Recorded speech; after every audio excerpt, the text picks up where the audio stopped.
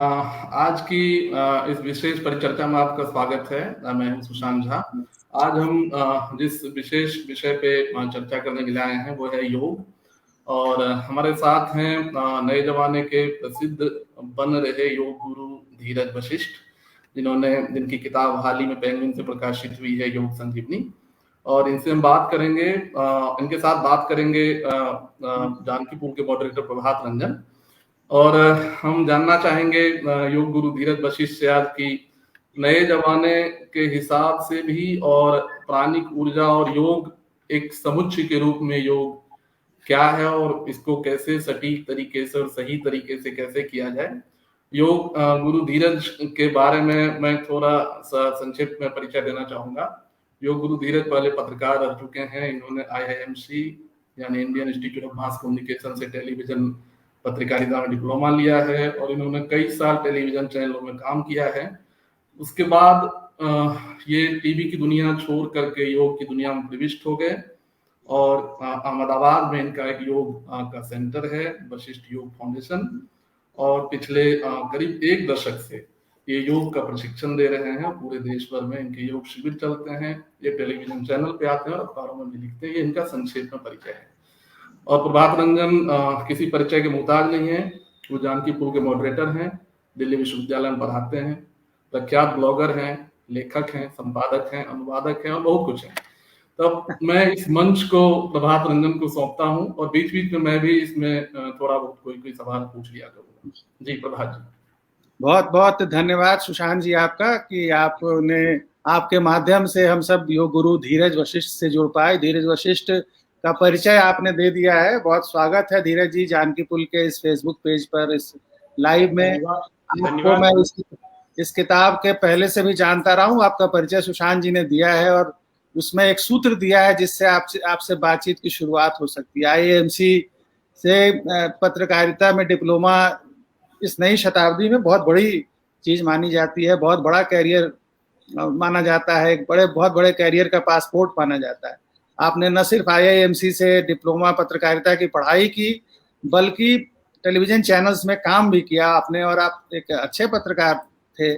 फिर आपका ये रूपांतरण कैसे हुआ, जरा इस यात्रा से इस किताब की शुरुआत करें। सबसे पहले मैं आज के कार्यक्रम के लिए जानकीपुर के सभी श्रोताओं के साथ साथ माननीय प्रभात रंजन जी और माननीय सुशांत जी का बहुत आभार व्यक्त करता हूं कि इस परिचर्या को आज इस तल पर आगे बढ़ाया जा रहा है। और योग संजीवनी का लक्ष्य यही है, जो किताब आई है पेंगुइन हिंद पॉकेट बुक्स प्रकाशन के जरिए, कि योग की वास्तविक जानकारी कैसे समाज के बीच में पहुंचे।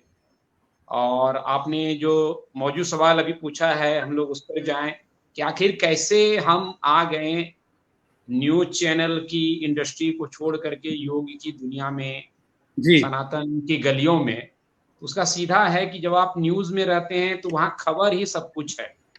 तो सवाल उठ रहा है कि भाई आप खबर लेते हैं, आप खबर चाहते हैं, लेकिन हम दूसरों की खबर जब हम सोचते हैं तो हम हमेशा दूसरों की सोचते हैं कि प्रभात जी क्या कर रहे हैं, सुशांत जी क्या कर रहे हैं, जन सामान्य क्या कर रहा है, प्रधानमंत्री जी क्या कर रहे हैं, रक्षा मंत्री क्या कर रहे हैं, देश क्या कर रहा है और तालिबान क्या कर रहा है। हम इन तमाम चीजों में उलझे रहते हैं, लेकिन कभी ये नहीं सोचते हैं कि मैं क्या कर रहा हूं। अब मैं अपनी खबर नहीं ले पाता। और जिस दिन आप अपनी खबर के बारे में सोच लेते हैं, तब से आप न्यूज इंडस्ट्री से अलग हट करके आप जुड़ जाते हैं सीधे योग की दुनिया में। योग का अर्थ यह है कि आप अपनी खबर लेने के लिए तैयार हो गए हैं। और जैसे ही आप अपनी खबर लेने लगते हैं, योग वो सामर्थ्य, वो संभावनाओं को संभव करता है कि आप पूरी दुनिया की खबर ले सकें और एक्चुअल मायने में खबर ले सकें, जहां लोगों के स्वास्थ्य को, जीवन को सुंदर आयाम दिया जा सके। बहुत बढ़िया आपने बताया। देखिए, हम लोग योग को लेकर एक नई चेतना भारत में विकसित भी हुई है और पिछले 2 सालों में जब से कोरोना महामारी का दौर चल रहा है, स्वास्थ्य से उसको जोड़कर देखा जाने लगा है। लोग अपने स्वस्थ जीवन के लिए, सांसों को स्वस्थ बनाने के लिए योग की दिशा में जा रहे हैं। आपने इस किताब की भूमिका में, योग संजीवनी ये किताब है जो धीरज जी के पीछे इसका कवर दिखाई दे रहा है, मेरे सामने मैं दिखा देता हूँ। ये किताब है और इस किताब का परिचय इनके परिचय में छूट गया, इसलिए इनसे अगला सवाल पूछने से पहले मैं किताब का परिचय दे देता हूँ कि वैसे तो बहुत सारी किताबें योग को लेकर लिखी गई हैं, लेकिन धीरज जी ने इसके बावजूद एक ऐसी किताब लिखी है जो आपके संपूर्ण जीवन के रूपांतरण को किस प्रकार योग के माध्यम से संभव किया जा सकता है, उन बातों को, उन आसनों को, उन क्रियाओं को इस किताब में रखने का प्रयास किया है और एक आम आदमी जो इसको पढ़ते हुए कैसे योग सीख सकता है, इसकी तरफ उन्होंने ध्यान दिलाया। इस किताब का आइडिया आपको कैसे आया धीरज जी? एक ऐसी किताब लिखी जाए जो हम हर आदमी, क्योंकि आजकल यूट्यूब का जमाना है, वैसे आप यूट्यूब चैनल भी चलाते हैं, तो यूट्यूब का जमाना है, लोग देख के करते हैं, तो ऐसे में आपको क्या लगा किताब के माध्यम से आप क्या कहना चाहते हैं? मुझे लगता है कि इसका सबसे पहला आइडिया हमारे स्वयं साधकों के जरिए ही आया। यूट्यूब पे हमारे जो वीडियो दिखते थे वो साधक हमेशा पूछते थे कि गुरुजी क्या कोई किताब आपके द्वारा लिखी हुई है? तो मेरे पास उससे पहले कुछ छोटे छोटे बुकलेट होते थे, किताब की बात नहीं थी। तो बार बार साधकों के जरिए जब ये सवाल आ रहा था कि किताब आपकी लिखी हुई है, किताब आपकी लिखी हुई है, तो मुझे लगा कि किताब की एक अनिवार्यता है भी। और उसके साथ साथ ये समझ में आ रहा था जिस तरह के कई तरह, अभी क्या होता है, यूट्यूब ऐसा सिस्टम हो गया है कि आप भी खड़े होकर के अपने आप को योग के मिठाधीश बता सकते हैं और कुछ से कुछ सिखा सकते हैं। तो कोई भी ऐसे कई सारे लोग, और इवन मठाधीश भी गलत सही सिखा सकते हैं, कोई उसमें लाइसेंस का मामला नहीं है कि कुछ भी लोग कुछ भी, सोशल मीडिया की यही खामियां है कि आप कुछ भी एकदम बहुत कॉन्फिडेंस से सिखा सकते हैं, सही भी और गलत भी। तो गलतियां जब होने लगी तो मुझे लगा कि मुझे सही चीज जनता तक पहुंचाना है, और यूट्यूब में आप सिर्फ 5-10 मिनट में योग की परम गहराइयों को, सनातन शिक्षा को आप प्रस्तुत नहीं कर सकते जो जनता के हित में है, लोग के हित में है। तो किताब की प्रेरणा मिली और संयोग से मैं उस समय दिल्ली में था और योग दिवस के कार्यक्रम को लेकर के इंडिया गेट पर आज तक के कवरेज के कार्यक्रम में मैं लाइव था लगातार 2-2.5 घंटे।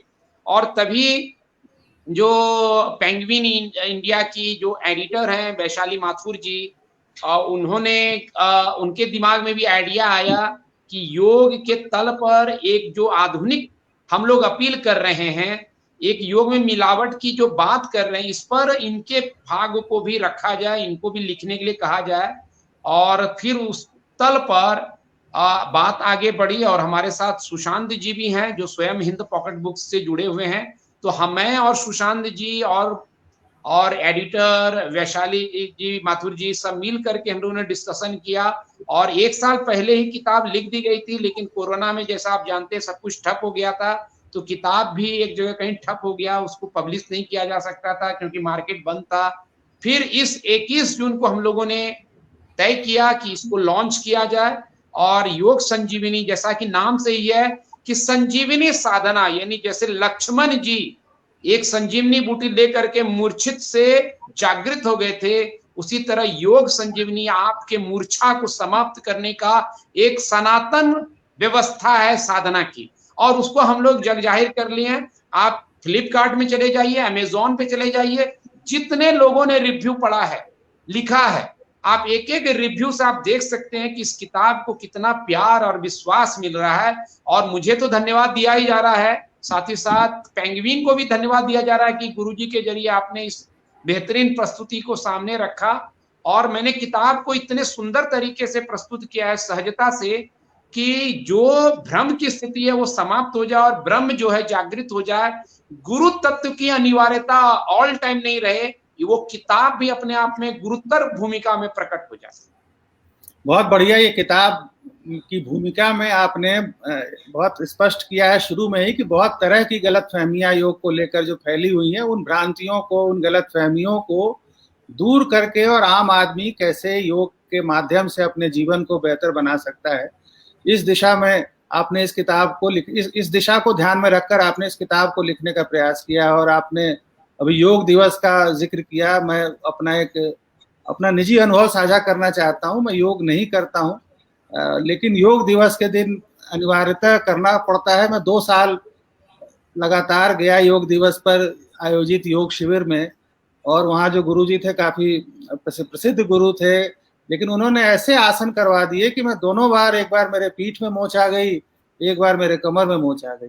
तो मैं सवाल ये पूछना चाह रहा हूँ कि ऐसे एक आम जो लेमैन है मेरी तरह आदमी, जो योग के बारे में जानता तो बहुत है लेकिन उसने कभी योग क्रिया नहीं की है, प्राणायाम नहीं किया है, उसके लिए कौन से आसन उपयुक्त करने चाहिए? शुरुआत के लिए बहुत बड़ा भ्रम होता है, लोग शुरुआत किन आसनों से करना चाहिए, शुरुआत किस तरह से करना चाहिए योग, ये मेरे जैसे जो बहुत सारे लोग सुन रहे होंगे गुरुजी आपको, उनके लिए थोड़ा इसको स्पष्ट करने का प्रयास। जी देखिए, आपका स्वयं का अनुभव जो प्रभात जी हुआ कि आप गए एक तरह की योग दिवस के कार्यक्रम में और आपको कमर पे मोच हो गई, परेशान हो गए, तो ऐसे में कैसे व्यक्ति योग के साथ कंटिन्यूटी में आगे बढ़ पाएगा?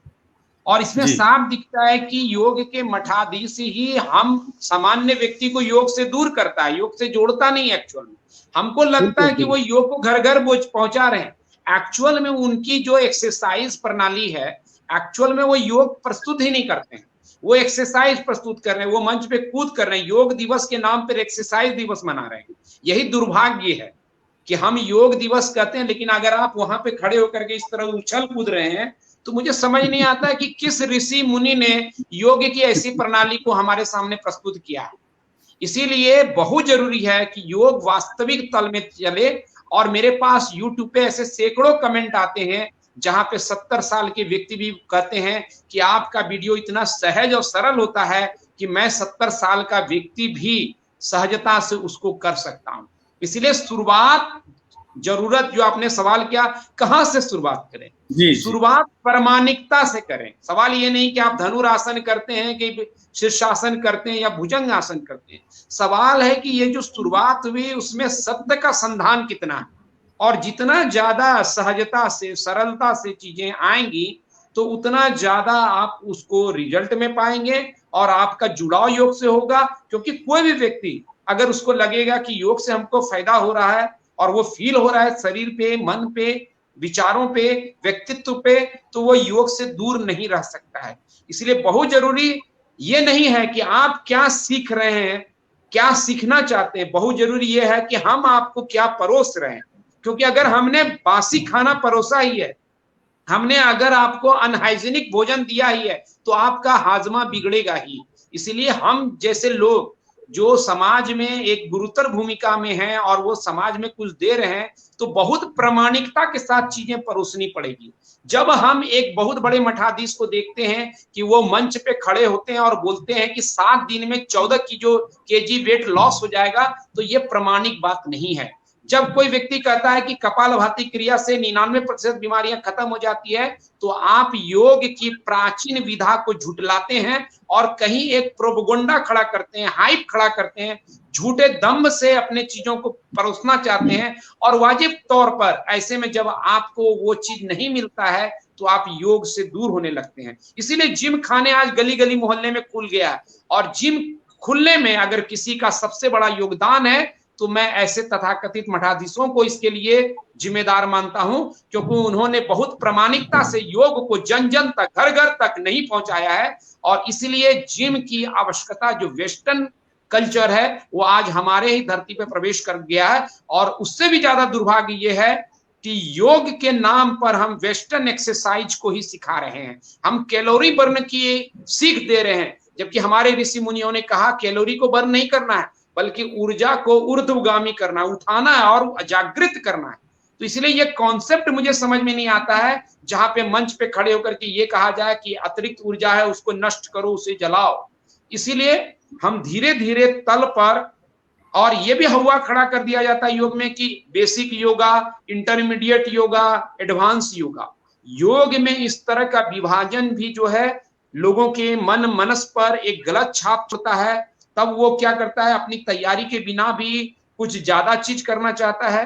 जैसे आप देखते हैं कि कपालभाति के बारे में जो बड़ बोलापन हुआ, तो कई लोग 30 मिनट तक करने लगे। Asthma patient, high blood pressure patient, heart disease patient, और इन सब को बीमारियों से और ज्यादा चपेट में लाया जा सके। इसलिए जो भी साधक आपको सुन रहे हैं, हम सबको सुन रहे हैं, उनको मैं कहूंगा कि छोटे छोटे तल पर थोड़े आसन के साथ शुरुआत कीजिए और आप धीरे धीरे बढ़ते जाइए।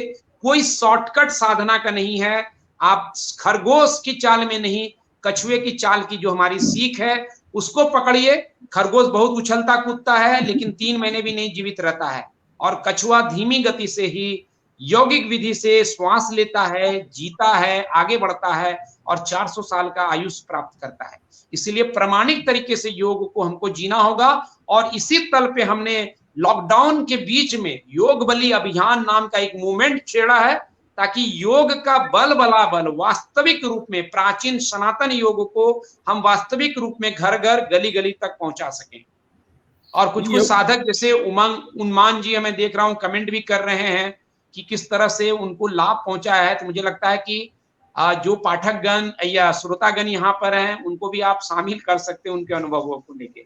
जी, मैं योग बली के बारे में आपसे सवाल पूछना ही चाह रहा था, क्योंकि आप युवा हैं। सबसे बड़ी जो चीज जो आपकी तरफ आकर्षित करती है मेरे जैसे पाठकों को या मेरे जैसे अध्येताओं को, कि आप बहुत युवा हैं और आपने अपने यौवन में उन सारी चीजों को छोड़कर एक ऐसी विद्या को आगे बढ़ाने का संकल्प लिया और उसके लिए काम करना शुरू किया, जो अपने आप में प्रेरक है। तो महाबली के बारे में थोड़ा और विस्तार से बताइए, क्योंकि ये अब जो आपने बताया ये किस तरह का अभियान है और इसको कैसे लोगों को जोड़ रहे हैं, थोड़ा इसके बारे में भी बताइए। योग बली अभियान वशिष्ठ योगा आश्रम का एक अभियान है जिसका मकसद है कि जो प्राचीन सनातन योग है उसको उसी स्वरूप में प्रकट किया जाए। उसमें किसी तरह की मिलावट की कोई गुंजाइश नहीं। जिस तरह गंगा गंगोत्री से निकलती है और गंगा सागर तक आते आते उसमें कई सारी मिलावटें हो जाती हैं, उसी तरह योग में प्राचीन जो धारा है योग की उसमें इन दिनों मिलावट हो गई। तो बिना मिलावट के जो ऑर्गेनिक योग है वो जन जन तक पहुंचे, इसके लिए योग बली अभियान है। और इसमें जो भी साधक सनातन प्राचीन योग को अभ्यास करते हैं फिर वो उनका जिम्मा हो जाता है कि वो अपने क्षेत्र में, अपने गली में, मोहल्ले में, गांव में, घर में उसी अभियान को अपने तल पर आगे बढ़ाए। क्योंकि मुझे लगा कि एक अकेला मैं अगर प्राचीन सनातन योग को लेकर के आगे बढ़ता रहूंगा तो मेरे एक के बूते ये कार्य सफल नहीं हो सकता है। क्योंकि जब पूरी गंगा ही गंदी हो गई हो तो एक व्यक्ति कोई उसको साफ नहीं कर सकता है। सनातन वास्तविक योग, प्राचीन योग एक हमारी विरासत है जो ऋषियों मुनियों की हजारों साल की साधना से हमको मानवता के हित में प्राप्त हुआ है।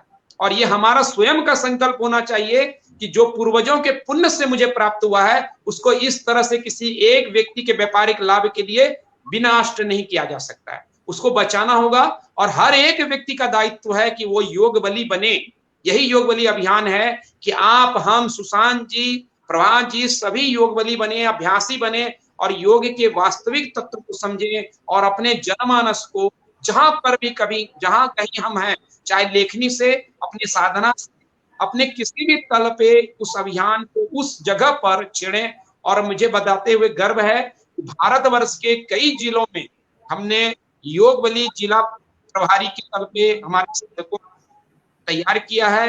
वो सह जिला प्रमुख हैं और भारत के कोने कोने में जिला स्तर पर यह अभियान फल फूल रहा है और जल्द ही इसकी शाखाएं पल्लवित और पुष्पित होकर के भारत में एक नई योग क्षितिज को प्रकट करने जा रही है।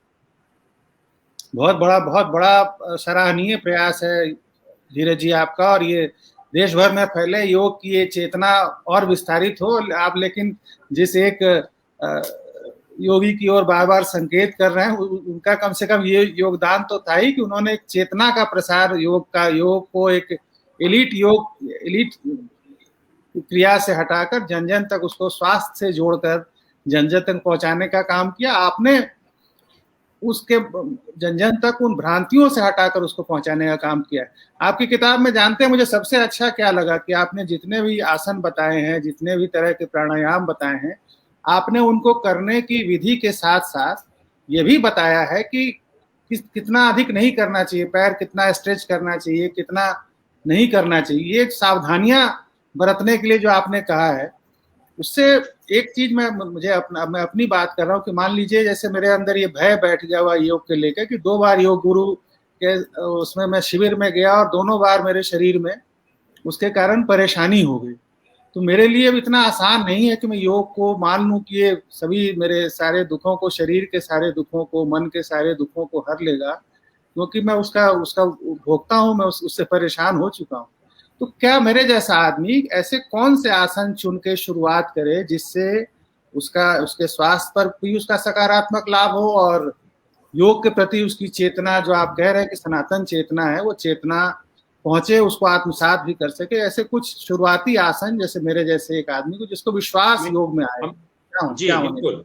मैंने अभी वशिष्ठ योग आश्रम के जरिए इसी चीज को लेकर के काफी काम हुआ है, क्योंकि जब हम लोग योग सिखाने आए तो हमने पाया कि काफी लोग बीमार होते हैं, उनकी स्थिति ऐसी नहीं कि वो कोई आसन कर सकें, प्राणायाम कर सकें।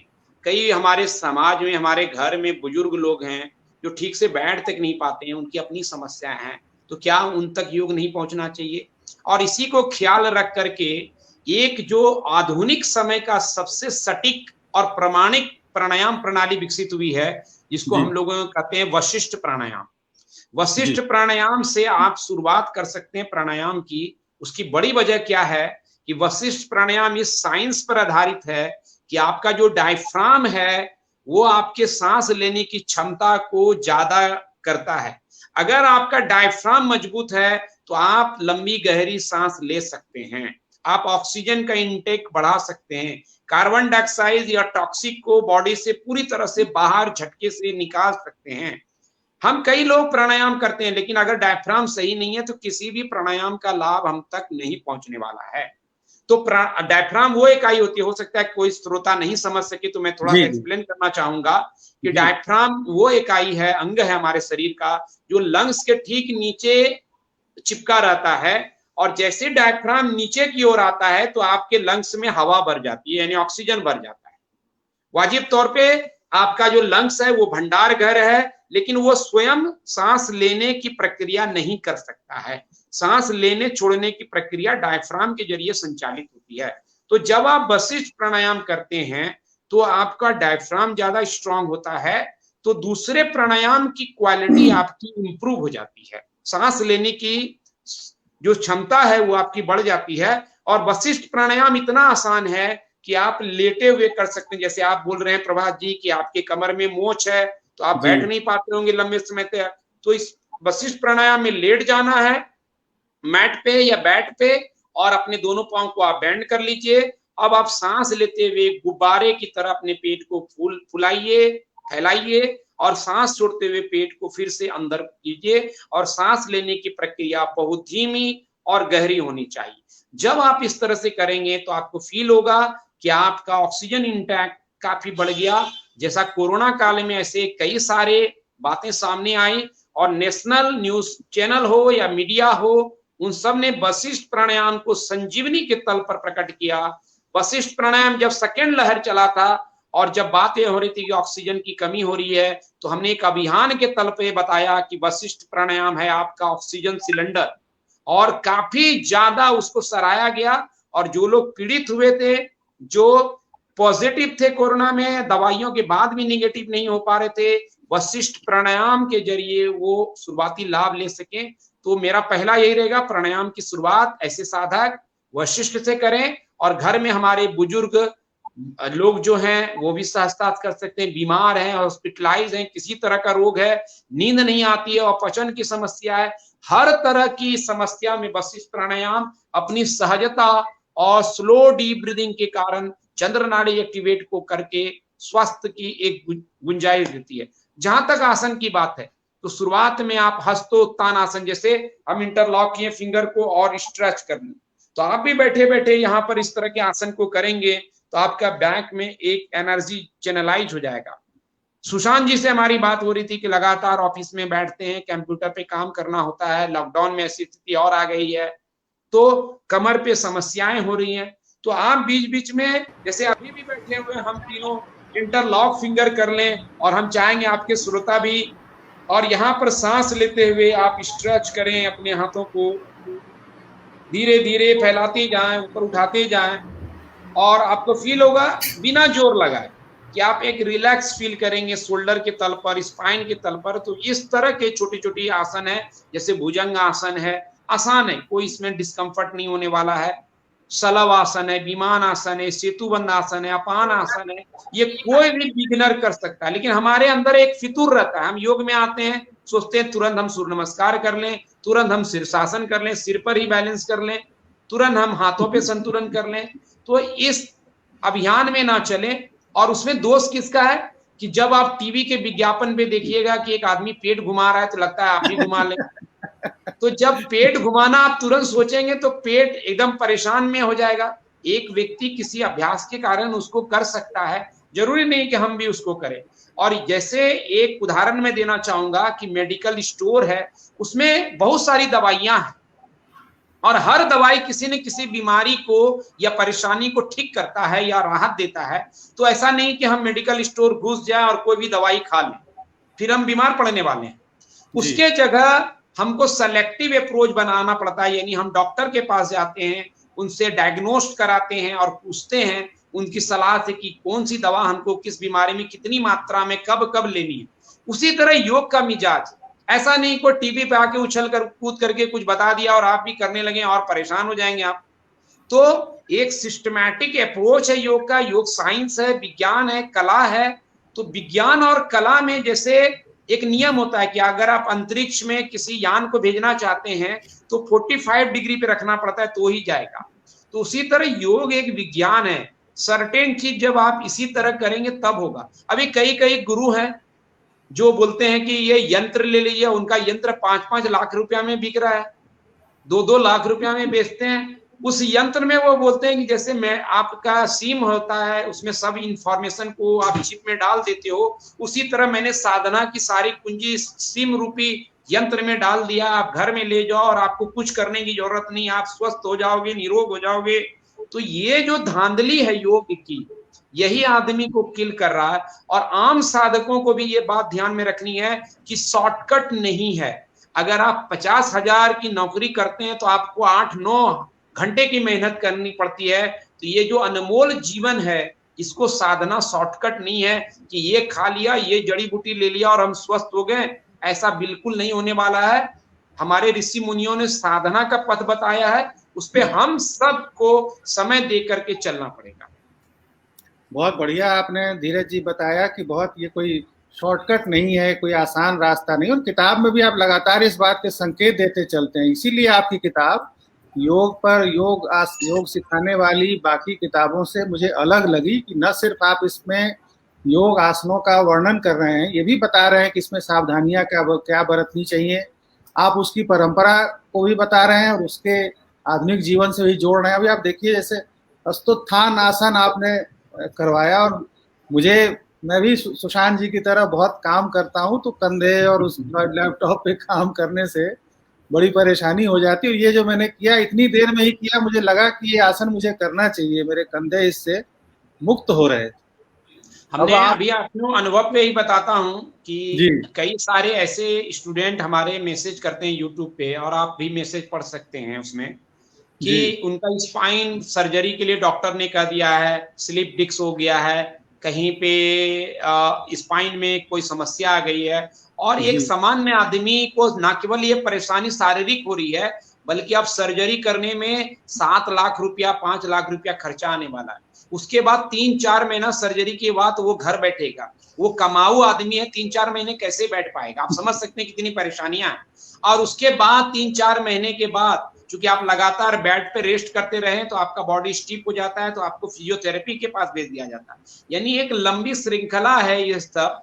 और ऐसे सब केसों में हम लोगों ने वो काम किया है कि ना केवल 5-7 लाख की बचत हुई है ऐसे साधकों की, बल्कि उनको बेवजह सर्जरी से बचना पड़ा है, और सर्जरी के बाद जो पोस्ट खर्चा है उससे भी राहत मिली है। और ऐसे कमेंट जो स्लिप डिस्क के वीडियो हैं, हमारे साइटिका के वीडियो हैं, कोई भी यूट्यूब योग गुरु धीरज चैनल पे जा करके उसको देख सकता है कि किस तरह की समस्या है। और कब्ज के बारे में भी, कॉन्स्टिपेशन पे हमने सिर्फ इतना बताया कि टॉयलेट में आप कैसे बैठे। आप सोचेंगे कि गुरु टॉयलेट में बैठना सिखा रहा है, मैंने स्थिति ये हो गई है। तो वो क्यों? क्योंकि हम एक्चुअल में हर चीज में कॉन्शियस नहीं है कि कैसे किस चीज को किया जाए और उसको हम किस प्रक्रिया के साथ जोड़ें। और मुझे उसमें देखने को मिला कि कई लोगों ने बताया कि 10 साल से मुझे कॉन्स्टिपेशन था। आपका प्रक्रिया मैंने सिर्फ समझा कि कैसे हमको बैठना है, किस तरह से हमको वहां पे होना है बिना एफर्ट किए, और मेरा 10 साल का कब्जियत ठीक हुआ। इसलिए मुझे प्रभात जी और सुशांत जी दोनों को ये कहना है कि अगर आपको बैक में कुछ भी समस्या है, बैक पेन को लेकर के हमारा पूरा एक प्लेलिस्ट है योग गुरु धीरज चैनल पर, आप जरूर टाइम निकाल के, ज्यादा नहीं 10-15 मिनट भी 2-3 आसन को कीजिए। आप समझ के करेंगे तो मुझे निश्चित भरोसा है कि आपको से निदान मिलेगी, और समाज को और पत्रकारिता को दोनों को, आप दोनों का लाभ ज्यादा से ज्यादा मिल पाएगा। नहीं, मैं तो कर भी रहा हूँ धीरज जी। मुझे गर्दन में दर्द की समस्या हो रही थी, तो मैं आपका वीडियो कर भी रहा हूँ। उससे पहले भी मैंने आपके जो 5 प्राणायाम थे, जो कि बहुत फेमस वीडियो है, मैं बता दूं कि YouTube पर योग गुरु धीरज के करीब 1 मिलियन सब्सक्राइबर हैं और करोड़ों लोग इनको देख चुके हैं, और ये बहुत ही फेमस योग गुरु हैं YouTube पर। खास करके फेसबुक और ट्विटर पर तो कम रहते हैं, फेसबुक पर थोड़ा बहुत पोस्ट आता है, लेकिन यूट्यूब के स्टार योग गुरु है। स्टार है, और मतलब बड़ा जाना पहचाना नाम चेहरा है योग गुरु धीरज का। मतलब अपने आप में सुदर्शन व्यक्तित्व के धनी भी हैं, और अपने कर्म से भी उन्होंने लोगों को प्रभावित किया है। सुशांत जी, अब आपसे मैं सवाल पूछूंगा योग गुरु धीरज जी से नहीं, कि आपने वो कौन से आसन किए जो, क्योंकि ये हर कामकाजी आदमी की समस्या है, पीठ का दर्द, कंधे का दर्द, गर्दन का दर्द। किन आसनों से आपने शुरुआत की योग गुरु धीरज के किताब से या उनके यूट्यूब चैनल पर? नहीं, अभी तो कंधे वाला तो हाल में ही शुरू किया। उस आसन का नाम मुझे याद नहीं आ रहा है, जो बैठ करके घुटना मोड़ करके और हाथ आगे करके कुछ आसन है। हमने सबसे पहले इनका जो शुरू किया था, हम 1 साल पहले जब मेरी बात हुई थी इनसे, तो मैंने इन्हें कहा था कि सांस लेने में मुझे दिक्कत होती है, सांस लगता है कि बहुत छोटी छोटी सांस में ले रहा हूँ। जब मैं गांव जाता हूँ तो मुझे फुल ऑक्सीजन मिलता है, दिल्ली में प्रदूषण में मुझे लगता है कि मैं बहुत टुकड़े टुकड़े में सांस ले रहा हूँ। तो इन्होंने मुझे 5 प्राणायाम का एक लिंक भेजा था, जिसमें कि वास्त्रिका, कपालभाति, अनुलोम विलोम आदि आदि 5 आसन हैं, और वो करीब 20-22 मिनट का पैकेज है पूरा। और उससे मुझे काफी लाभ हुआ था, और मुझे लगा था कि मेरे अंदर एक ऊर्जा का अच्छा संचार, उसको मैंने लगातार किया था। बीच में कोरोना में ब्रेक हुआ था, फिर मैंने शुरू किया है, और वो वाकई में लाजवाब आसन है। और मुझे लगता है कि 15-20 लाख लोग उस पे हिट कर चुके हैं, उस यूट्यूब के। तो सबसे पहले मैंने वो क्या, 37 लाख लोग देखे हैं उसको। 37 लाख। हाँ, 37, उस समय की बात कर रहा हूँ मैं, 1 साल पहले की। तो एक चीज मैं ये जोड़ना चाह रहा था धीरज जी, कि आपकी किताब से ऐसा लगा कि योग जो है सिर्फ क्रियाओं की बात नहीं है, आपने आध्यात्मिक भी काफी बात की है, कि एक आदमी को अपने मन, वचन और कर्म से पवित्र और निर्मल मन का होना चाहिए, तभी योग का जो है वो असर। ऐसा नहीं है कि आप छल कपट और बेईमानी में लगे रहे और योग दिन भर 1 घंटा योग करते रहे तो आपका बढ़िया हो जाएगा। तो ऐसा लगता है कि योग और अध्यात्म दोनों जाकर के मिल जाते हैं आगे एक जगह, और इस किताब में आपने काफी इस पे फोकस किया है। आमतौर पे जो टीवी पे या अन्य जगह पे योग गुरु आते हैं, वो आध्यात्मिक बातों को एक साइड ही रखते हैं। बहुत पढ़े लिखे योगी हैं, और यही बात इनकी किताब को पढ़ते हुए समझ में आती है कि एक शिक्षित व्यक्ति जब इस क्षेत्र में आता है तो वो किस तरह से, उसका अप्रोच कितना अलग होता है, और वो कहीं से भी उसको चमत्कारिक बनाने के प्रयास में नहीं होता है। और जैसे हठ योग को लेके ही है, हठ योग को लेके मेरे अंदर ये धारणा थी कि एक फिल्म में भी गाना था कि पानी पे चलेंगे हठ योगी। हठ योगी जो होता है वो चमत्कारिक क्रियाएं करेगा, पानी पे चलने लगेगा, उल्टा सर नीचे करके पैर ऊपर खड़ा हो जाएगा, हवा में लटक जाएगा। आपने बहुत अच्छे से हठ योग को समझाया है। जरा मेरी भ्रांति दूर हुई। बचपन से मैंने कहीं पढ़ा नहीं हठ योग, मैं हमेशा सोचता था कि उल्टे सीधे आसन करना हठ योग होता है। इसमें थोड़ा बताइए कैसे हठ योग अलग है जो आपने बताया, चंद्रमा और सूर्य से। दरअसल जब हठ योग की शुरुआत हुई तो उस समय संस्कृत का बोलबाला था, तो वाजिब तौर पे हर चीजें संस्कृत में लिखी जा रही थी, कही जा रही थी। फिर जब हम लोग का मौजूदा समय आया तो हिंदी का बोलबाला हुआ। तो जब हठ शब्द लोग समझ में आया, हठ योग, तो उनको लगा कि कोई जबरदस्ती की क्रियाएं हैं। हठ योग मतलब जबरदस्ती, बलात् करना, जी जी जी जी, फोर्सफुली करना। और धीरे धीरे ऐसे समाज में खड़े लोग हुए जिन्होंने अपने साथ अत्याचार किया और अपनी मुझे लगता है कि कई लोगों का सवाल है, वाजिब तौर पे आप लोग पेशेंस से सुनते रहिए, हम लोग आपके सवाल को भी लेंगे जो साधकों की तरफ से आ रहा है। तो हठ योग इस तरह से जबरदस्ती की क्रियाओं के तल पर सामने आए, और वाजिब तौर पे जो भी चीज आप जबरदस्ती कर रहे हैं वो टिकाऊ नहीं होने वाला है, उससे लोगों का जहन हटता जाएगा। जैसे कई योगी हुए जिन्होंने अपने जीभ को छेद करवा दिया, लटका दिया, तो इस तरह के अंग भंग की प्रक्रियाएं भी हठ योग का हिस्सा बना। और ऐसे से कई सारे चीजें हुई जिसको हम ऑनलाइन अभी पब्लिक प्लेटफॉर्म पे व्यक्त नहीं कर सकते हैं, जो दुर्भाग्यपूर्ण था हठ योग के नाम पर चलाया गया। तो हा मतलब होता है सूर्य नाड़ी, जो आपके एक्शन को, जैसे हम लोग एक्टिव होते हैं दैनिक जीवन में, तो उसको रिप्रेजेंट करता है। ठ यानी है चंद्र नाड़ी, यानी रिलैक्सेशन, हम लोग दिन भर काम करते हैं, एक समय रिलैक्स होना चाहते हैं, रेस्ट करना चाहते हैं, तो इन दोनों का सुंदर समागम है हठ योग।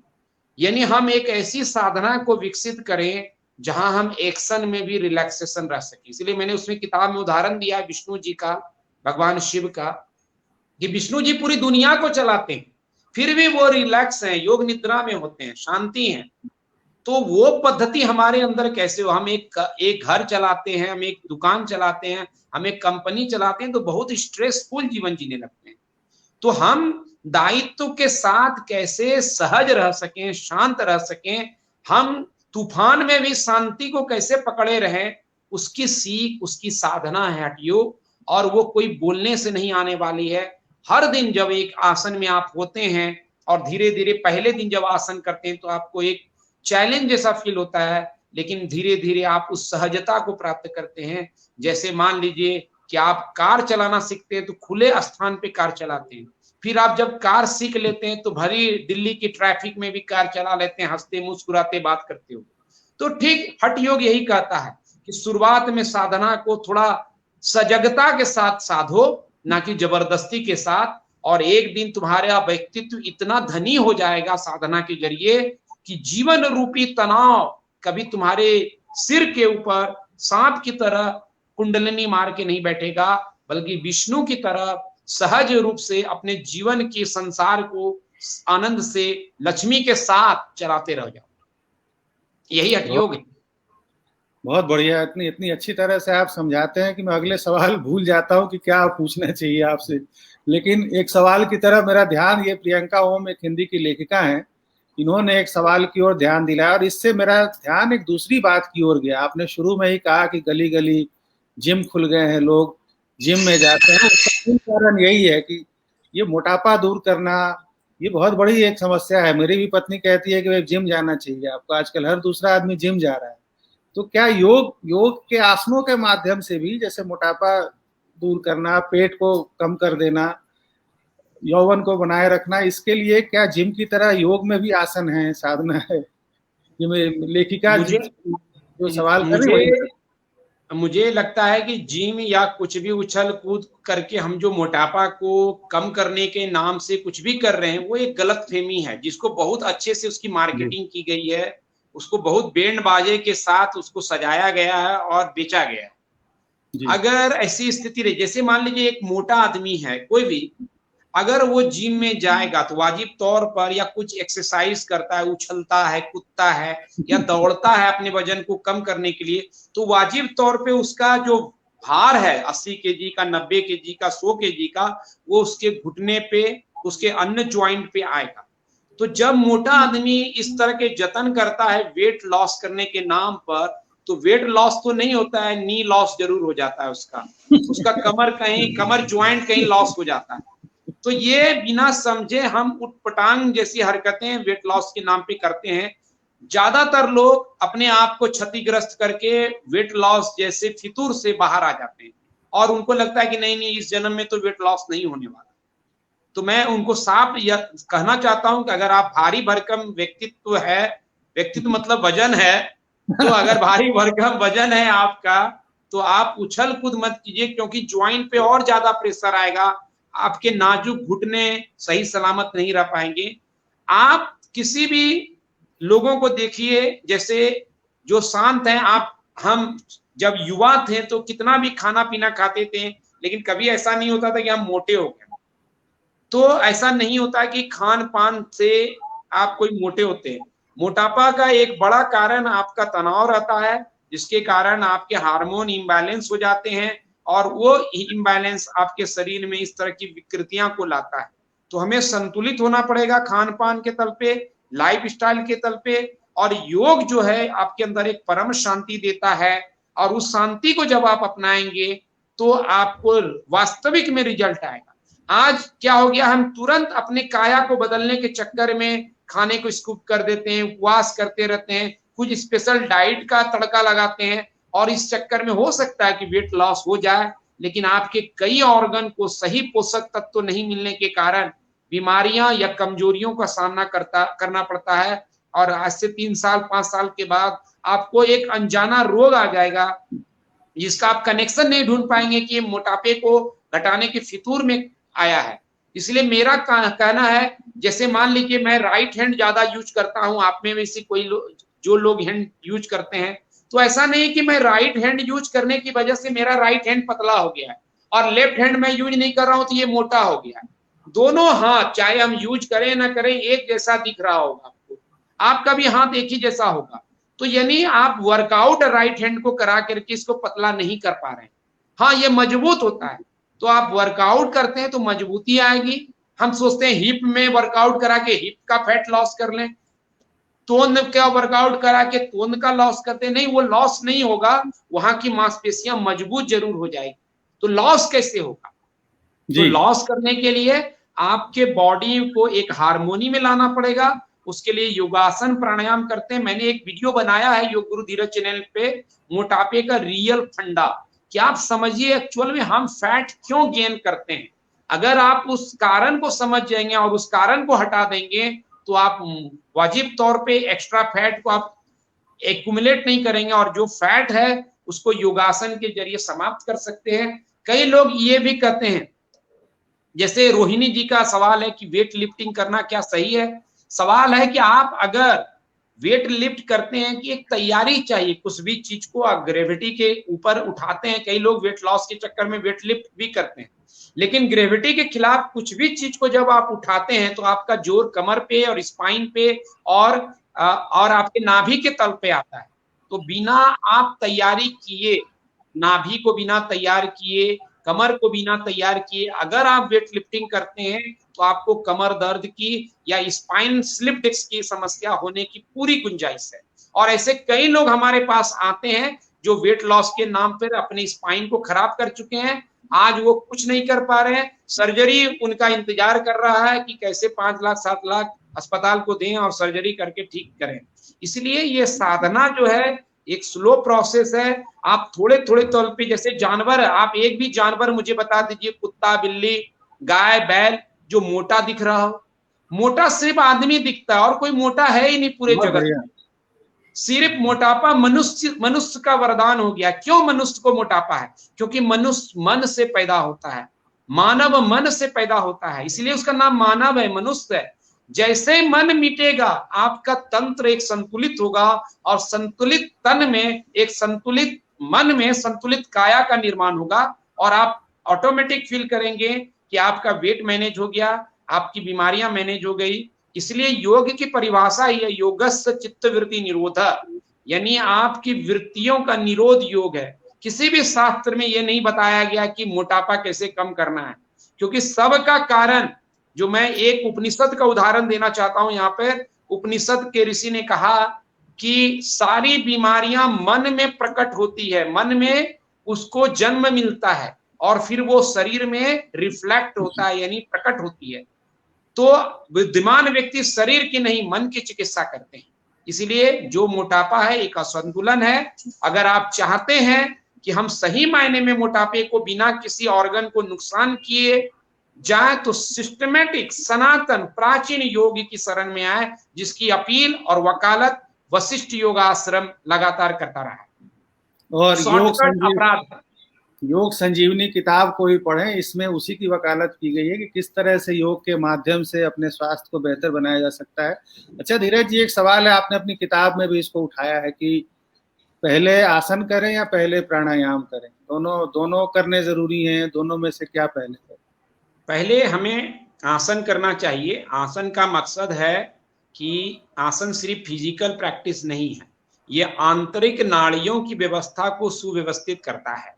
कहीं भी नाड़ी में जो ब्लॉकेज है, जैसा हमारे ऋषियों ने कहा कि हम 72,000 नाड़ियां होती है और 72,000 नाड़ियां के जरिए प्राण अगर सब जगह पहुंचेगा तो आप कभी बीमार नहीं होंगे। तो योगासन के जरिए आप इन बंद नाड़ियों को ओपन करते हैं। मैं हमेशा यूट्यूब वीडियो पे कहता हूं कि योगासन बहाना है, ऑक्सीजन प्राण पहुंचाना है। यानी ये एक व्यवस्था है ऑक्सीजन और प्राण पहुंचाने की। जैसे मान लीजिए कि मैं अभी रूम में हूं, आप भी रूम में, सब खिड़की दरवाजे बंद करके बैठे रहिए तो भी हम जीवित रहते हैं, ऑक्सीजन फिर भी मौजूद रहता है। लेकिन खिड़की दरवाजा अगर आप खोल दें तो आपको ज्यादा लाभ ऑक्सीजन का मिल पाएगा। एक ताजी हवा आपके रूम को पहुंचेगी, आपके रोमकूप को पहुंचेगी। इसीलिए जैसे ही आप आसन करके अपने रोमकूप को, नाड़ियों को खोल देंगे, उसके बाद प्राणायाम करेंगे तो प्राणायाम का लाभ 10 गुना ज्यादा बढ़ जाएगा। इसलिए डायरेक्ट प्राणायाम करने की सीख नहीं है, आप कुछ ना कुछ आसन, 5 ही आसन, हमने एक वीडियो बनाया है जिसको कम से कम 10 लाख से ज्यादा लोगों ने देखा है, अपनाया है, जिसमें मैंने 5 जरूरी आसन के बारे में बताए हैं योग गुरु धीरज चैनल पे। उनको आप कम से कम करें और उसके बाद प्राणायाम करें। और प्राणायाम में एक सीख का हमेशा ख्याल रखिए कि फास्ट ब्रीदिंग आपको किल करता है, मारता है। इसलिए फास्ट ब्रीदिंग जो भी प्रक्रिया है वो प्राचीन नहीं है, सिस्टमैटिक नहीं है, वो वैज्ञानिक नहीं है, उसको बिल्कुल अपने जीवन में प्रवेश ना दीजिए। उसके जगह ओंकार को साधिए, वशिष्ठ प्राणायाम को साधिए, उज्जयी साधिए, अनुलोम विलोम, नाड़ी शोधन प्राणायाम कीजिए, भ्रामरी कीजिए। कई सारे अच्छे प्राणायाम हैं, लाभकारी है। मॉडर्न टाइम में या मिडाइवल पीरियड में फास्ट प्राणायाम को जो कपालभाति भस्त्रिका के तल पर विकसित हुआ है वो शॉर्टकट के तल पर आगे बढ़ाया गया है, जो आगे जानलेवा हो सकता है, परेशानियों का मामला बन सकता है। इसीलिए जितना डीप ब्रीदिंग करेंगे आप, जैसा शास्त्र कहता है, चले वाते चलम चित्तम निश्चलम निश्चला भवेत, यानी सांस की गति आपकी अगर स्थिर होगी तो मन स्थिर होगा, तेज सांस होगी तो आपका चित्त डिस्टर्ब होगा। जैसे आप क्रोध में होते हैं तो आपकी सांसें तेज होती है, कामना में आपकी सांसें तेज होती है, डर में आपकी सांसें तेज होती है। यानी कुछ भी भीतर में जो गलत होता है तभी हमारी सांसें तेज होती है। इसलिए आप सांस जब जब तेज करेंगे आपके अंदर गलत चीजें प्रकट होने लगेगी। इसलिए हमारे ऋषि मुनियों ने, प्राचीन ऋषि मुनियों ने, सनातन जो सीख है उसमें फास्ट ब्रीदिंग की कोई गुंजाइश नहीं है। आप आसन कीजिए, तब प्राणायाम कीजिए, और प्राणायाम में स्लो, डीप, गहरी, लंबी सांस पर फोकस करें। 10 आधारभूत आसनों का आपने किताब में जिक्र किया है। अब 5, कम से कम 5 से शुरू कर सकते हैं या फिर 10 आधारभूत आसनों से शुरू कर सकते हैं। फिर से एक आपके लिए भी सलाह, उन 5 आसन को जरूर जी मैं जरूर करूंगा, क्योंकि हस्तोत्थान आसन से मुझे काफी लाभ हुआ और मुझे लगा कि नहीं, मुझे सही योग गुरु अब मिले हैं जिन्होंने समस्या को समझकर उसका निदान किया है। तो इसके लिए मैं आभारी हूँ। यूट्यूब चैनल में पहले भी आपका देखता हूँ, अब थोड़ा ध्यान से देख के उसको अपने जीवन में अपनाने का प्रयास करूंगा। मेरा रिक्वेस्ट है कि कुछ कुछ साधकों के सवाल हैं, उनको भी हम लेते रहेंगे तो उनका भी मन खुश रहेगा। ये है कि ये एक सवाल यह है, क्या शीर्षासन में शांभवी मुद्रा लगा सकते हैं गुरुजी? हरिओम ओझा जी का सवाल। हरिओम ओझा जी से मैं यही कहना चाहूंगा कि बिल्कुल नहीं, योग माइंडफुलनेस को सिखाता है, वहां पे शांभवी मुद्रा की कोई आवश्यकता नहीं है। शीर्षासन में बस शीर्षासन को ही साधिए। तो आप एक टाइम पर अगर किसी चीज को, चूंकि शीर्षासन अपसाइड डाउन पोजीशन है और अपने आप में एक चैलेंज देता है, तो वहां पर एक ऐसे फितूर को मत लाइए जो चीजों को कंफर्ट नहीं करता है, क्योंकि शांभवी भी एक तरह का उसी तरह का प्रयास है जिसमें आप अपनी आंखों को जबरदस्ती एक खास पॉइंट पर फिक्स करते हैं। और मुझे लगता है कि कोई भी चीज जो जबरदस्ती की जाती है वो योग का हिस्सा नहीं हो सकता है, और प्राचीन ग्रंथों में इस तरह की चीजों को सामने नहीं लाया गया है। तो आप बिल्कुल ना करें, ऐसी मेरी सलाह है। और प्रियंका ओम जी का मैं देख पा रहा हूं कि उनका लगातार दूसरा ये सवाल है कि हेड स्टैंड पोज के फायदे बताइए। फायदे से ज्यादा जरूरी है कि हम हेयर स्ट्रेन करने की तैयारी करें। और जो भी इन्वर्सन पोजीशन होता है, प्रियंका जी मैं आपको जवाब देना चाहूंगा कि जो भी इन्वर्सन पोजीशन है वो ब्लड के फ्लो को सिर के तरफ बढ़ाता है, ऑर्गन के तरफ बढ़ाता है।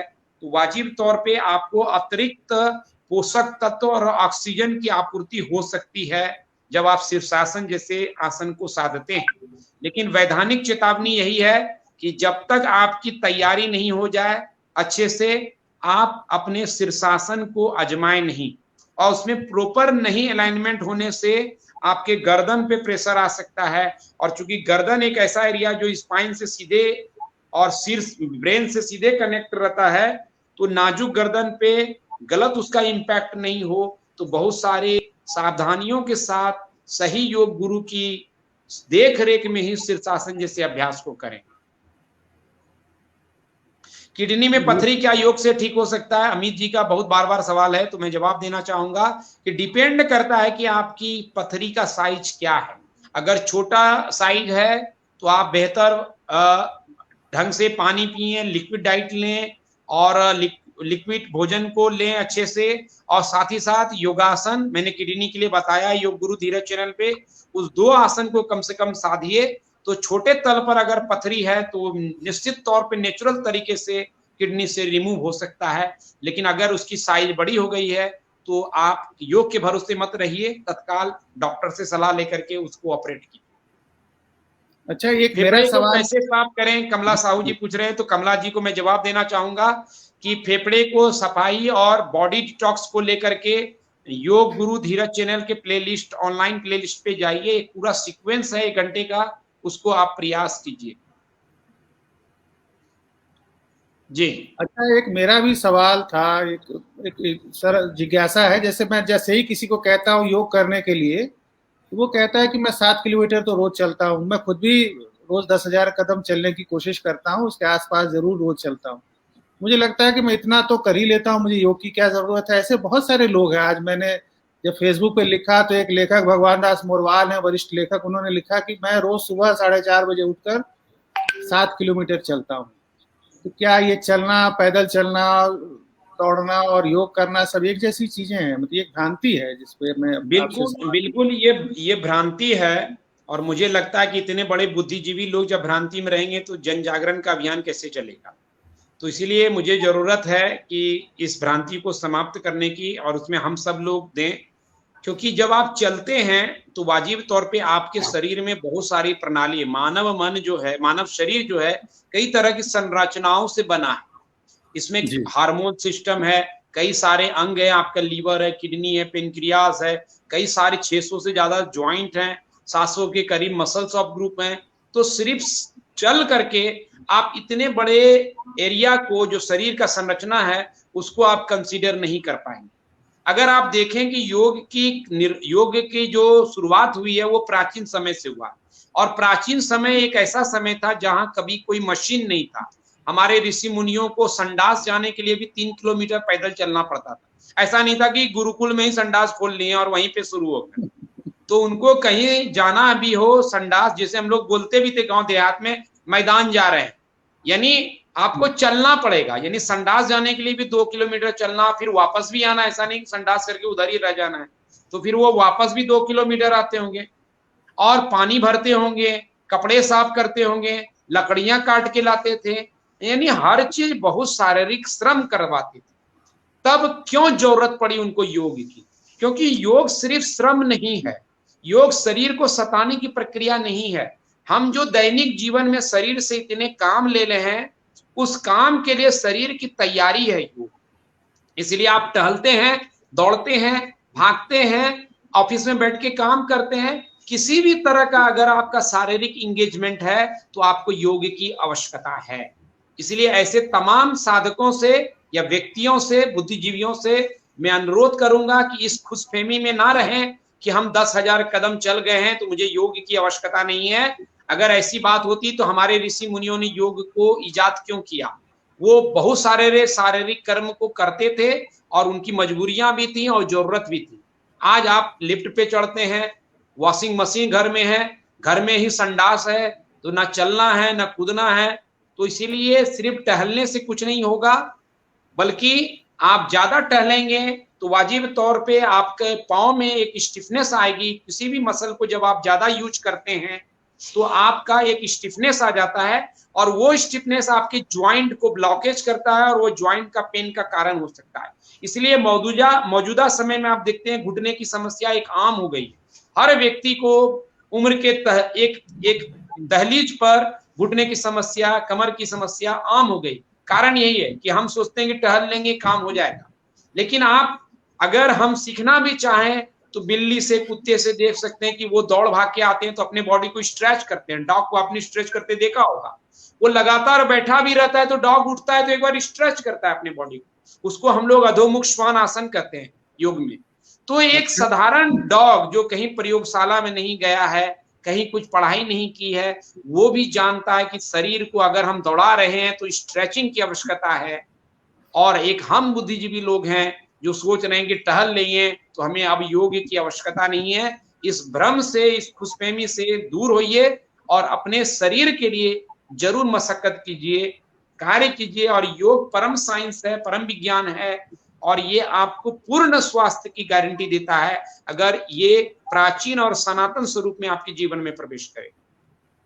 ये एक सवाल अमित माथुर जी का। हाँ, अमित कुमार जी का जो सवाल है, what is the best time for योग, तो मैं कहूंगा कि सुबह सबसे अच्छा समय है, शाम भी अच्छा समय है, लेकिन जब भी आपको समय मिले वही अच्छा समय है। यानी घर में अगर गंदगी हो तो टाइम मत देखिए किस समय झाड़ू लगाना है, गंदगी साफ करने के लिए हर समय उपयुक्त समय है। लेकिन अगर आप साधना के तल पे करते हैं तो मॉर्निंग का समय, चूंकि आपका बॉवेल क्लीन रहता है, रात में आप विश्राम को प्राप्त किए होते हैं, तो आप सुबह सवेरे जो योगाभ्यास करते हैं ब्रह्म मुहूर्त में या जो भी टाइम में आप उठते हैं वो सबसे ज्यादा असरदार है। संध्या में भी जो हम लोग सुबह सुबह कभी कभी ऑफिस के लिए इतनी भागम भाग में रहते नहीं कर पाते हैं, तो ऐसे लोगों को, श्रोताओं को, साधकों को मैं कहना चाहूंगा कि संध्याकालीन साधना की भी एक अनिवार्यता हमारे जीवन में रही है। वो ऑफिस से आए 4-5 ही आसन कर लें, पैर हाथ धो करके 2 प्राणायाम कर लें, तब में घर में भोजन की तैयारी हो जाएगी, फिर प्रेम से भोजन कर लें, ताकि दिन भर जो निगेटिव एनर्जी आपके तन और मन पे विराजित हुआ है उससे आप छुटकारा पा सकें और चैन की नींद आप ले सकें। बहुत बहुत आभारी हैं आपके। देखिए, लोगों के सवाल लगातार आ रहे हैं, लेकिन वो सवाल उनकी निजी बीमारी को लेकर है। उन लोगों से मेरी सलाह ये है कि अपने डायबिटीज के लिए, बीपी के लिए योग गुरु की किताब योग संजीवनी पढ़िए। इनके यूट्यूब चैनल, योग गुरु धीरज के यूट्यूब चैनल को देखिए और उसको अपनाइए। हर सवाल का ये यहाँ पे उसके लिए सलाह देने के लिए नहीं आई। हम लोगों से योग को लेकर जो हमारी भ्रांतियां हैं, जो हमारे अंदर जो उसको लेकर असुविधाएं हैं, उनको दूर करने के लिए अपने वक्तव्य देने के लिए आए हैं। और मेरे पास अगर और समय होता, 1 घंटे के करीब हम लोग बातचीत कर चुके हैं, अगर और समय होता तो सूर्य नमस्कार पर आपसे पूछता। सूर्य नमस्कार पर आपने सबसे विस्तार से इस किताब में लिखा है और उसको समझाने का प्रयास किया है, लेकिन जाहिर है बहुत सारी चीजें किताब में पढ़कर भी समझनी चाहिए। बहुत बहुत आभारी हैं आपके योग गुरु धीरज जी की आप जी।